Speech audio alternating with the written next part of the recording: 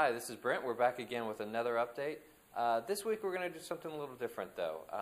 This week we're not going to do an update. We're going to talk to Lewis Todd, who was here both for the building of the current building we're in today and the building we're moving into, and just talk about some of the parallels between both building projects and what he's seen and how he's seen God's work. So we'll just start right off. Okay, Lewis, so we're sitting in the old building. Can you tell me a little bit about your involvement in the construction here? Well, I guess my first involvement was when I get a call from the presbyter at that time and says, we're building a new building in Washington. Brother Upchurch was here as the pastor, and he was working every day on the building, and he needed both help and encouragement. And so I was pastoring at Leesburg, and of course, I'm thinking about timeline. That's some 47 years ago. That's amazing. But anyway, when I came over, Pastor Upchurch had this part of the building built up to this floor where we're sitting right now. But all it was plywood and a flat floor, no walls, no nothing. And so what I did in helping him was help him put together the beams that you see on each side of the building. Now, what was unique about it is the fact that he had made him a jig on this floor, and a jig just something to lay out to, and then each one of those are 1x6s, and so what he did was on his jig he actually bent those 1x6s to his jig and nailed them in place, and then he'd just come back with another board and another board and another board. He used gallons and gallons of glue and boxes of nails, and they were all hand nailed, believe it or not. And talk about tiring at the end of the day. But that's was my involvement in helping put the beams up, and helping and put the beams together. Then, of course, after he put them together, he bolted them. After he glued them and nailed them, he bolted them together, and then, of course, set them up with a crane. So, that was pretty much my involvement, was doing that. Of course, I'm afraid of heights, so I'm not going to get up there and help him with that. But anyway. Great. Well, that's great. Can you tell me what some of the challenges were when you were building the building? Obviously, part of the challenge is the lack of help. Because that's why they called us, called all the ministers, and asked them to help, and anybody that they could get from their church, and so that was probably number one, was the lack of help. He needed help because he was pretty much, here by himself, because obviously it was a small church, just a few people, and so. As a result of that, that was the biggest challenge. And of course, in building a building, that's always the biggest challenge, is the fact of whether you've got help or not, and because we're dependent on volunteers, and he was very, very much so dependent on volunteers to help him, and that would be the challenge. The second thing, I'm sure, and I don't know about the finances, but knowing how churches work and so on, we're all do it by faith. And in his particular case, he probably had to have a lot more faith than was really called for, because he was in a house or in a church building that there was no people, and in a town that it would be very hard to build a church in, and also the time in the 60s when he built it, that was also another era that was before what we call now the revival, the charismatic revival. That was before that. So, it was just a struggle, I'm sure, for him to do that. Absolutely. Now, I know you kind of touched on this, but is it safe to say most of this was done, if not all, by volunteer labor? I would say yes. Most of it was done by that. The only thing that I could see and I really wasn't involved in putting up the trusses and so on, but obviously, in order to set these trusses, he had to have a crane of some sort. So, there's going to be people, unless somebody volunteered to do it, there's going to be expense there. I would think on the roof and all the roof structure, no one man could do it by himself.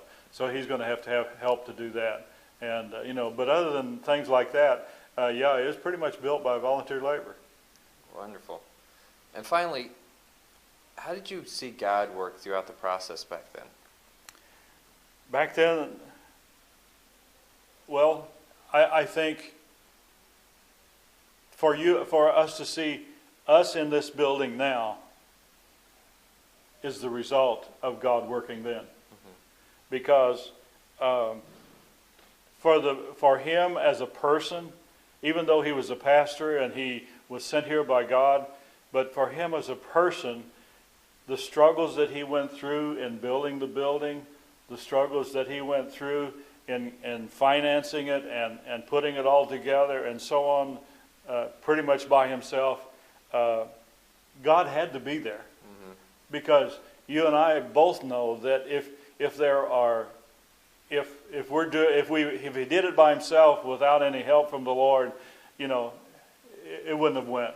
But by the fact that we see the results of it now, we see what God is doing now in this church and the growth that we've seen in this church, basically we can say God was working then when he was building this to bring it to where we're at today. Absolutely. Well, thanks, Lewis. All right. All right, so here we are with Lewis, and we're in the new sanctuary, sitting pretty much in about the same spot as we did in the old sanctuary, right next to where the stage is going to be. So, Lewis, same question.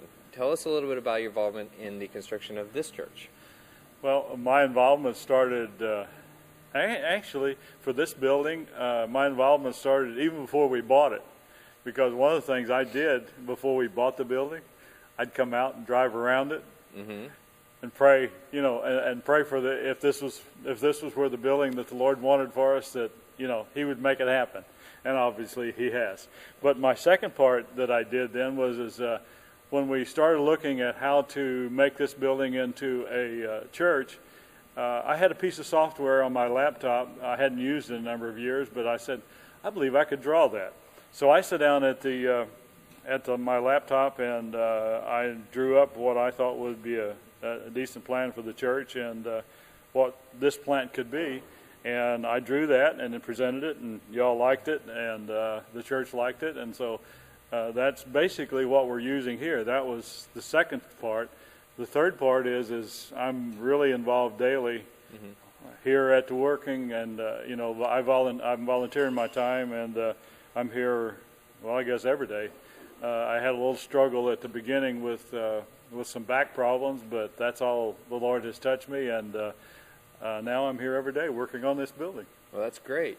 So what are some of the, we're just starting in it, but what are some of the challenges you guys have already run into so far? Challenges were height of studs, length of them, the weight, the sizes of also the size of the building, because you're talking about 25,000 square feet here, and to take and make it into a church, we have to divide it into rooms. All of those are challenges. I don't know too much about the finance, but I do know, in talking with the administrator, that it's going to be a challenge to finish it with the money that we have. We are very dependent upon the Lord and upon the congregation for funds, and so that's one of the great challenges. The second challenge is we need help. Obviously, we're working every day, but we're not going to get this done just two of us working. It's going to take volunteers from the church on a constant basis to finish it up. Absolutely. And so with the project where it is and the money that we have on hand and the plans, how much of what we're doing is volunteer versus what we subcontract? The only three things that we will end up subcontracting is the sprinkler system, because that has to be done to code, and we have nobody that could do that, so we have the sprinkler system. The plumbing for the bathrooms, we contracted that out, and we will contract the heat and air out, which is yet to be done. Okay. And those three items are the only ones we actually will be. We'll actually hire somebody to do. The rest of it is basically volunteer. Okay. And we've seen, God has blessed us with a building.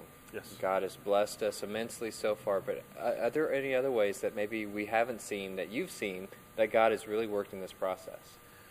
I think just the response from the community, because we constantly are hearing from people as far as phone calls and, and when you get out and talk to people, oh yeah, I remember seeing that in the paper. We saw where you bought that building, and so there are a number of ways that God is working. We're going to see other churches involved in coming and helping us. We also, I think one of the great things, we've had no one hurt. I mean, you got to think about how many pieces of metal we have cut, how many studs have went up. We already started on drywall. We have to say nobody's been hurt, and I think that has to go to God. And as far as the work in the building, the process, everything has went together as the drawings were, as the architect gave them to us after he finished them. Everything's going together just, I'd almost say almost perfectly. And I'm just looking forward to getting in here and worshiping, all of us worshiping together here. Absolutely, absolutely. Well, thanks, Louis, for talking to us and telling us a little bit of your story. I want to take a minute to talk to all of you and just really encourage you to keep the building project in prayer, to pray about your giving, and also to think about volunteering. Yes. I've heard Tim say it numerous times. If you're breathing, he's got something you can do. And none of this will happen without all of us pitching in, doing our own part to get this building done. God has worked in amazing ways to bring us to this point. But we're getting to a point where we all really need to put our shoulder to the grind and just dig in. So from my own heart, I encourage you just to think about your involvement in this project. Thanks a lot, and we'll be back in a couple of weeks with another one of our updates.